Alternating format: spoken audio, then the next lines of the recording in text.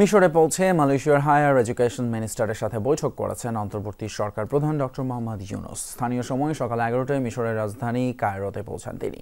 প্রধান উপদেষ্টা প্রেস সচিব শফিকুল আলম জানান, বাংলাদেশের পরবর্তী নির্বাচন, রোহিঙ্গা সংকট সহ দ্বিপাক্ষিক স্বার্থ সংশ্লিষ্ট বিষয়ে কথা বলেন প্রফেসর ইউনূস। প্রেস সচিব জানিয়েছেন, এই সফরে বাংলাদেশের অভূতপূর্ব পরিবর্তন এবং বাংলাদেশের চাওয়া পাওয়া নিয়ে কথা বলবেন প্রধান উপদেষ্টা ডক্টর মোহাম্মদ ইউনূস। তিনি আরও জানান, তুর্কি, মালয়েশিয়া, ইন্দোনেশিয়ার মতো ইসলামিক দেশগুলোর সাথে ব্যবসায়িক সম্পর্ক আরও উন্নত করার চেষ্টা করছেন ডক্টর মোহাম্মদ ইউনূস।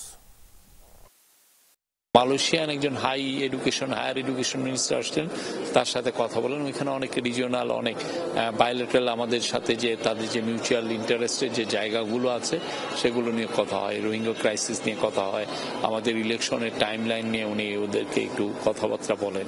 এছাড়া আমরা কোথায় কোথায় আমাদের তাদের সাথে জোরদার সম্পর্ক করতে পারি সেই সমস্ত বিষয় নিয়ে আলাপ হয়।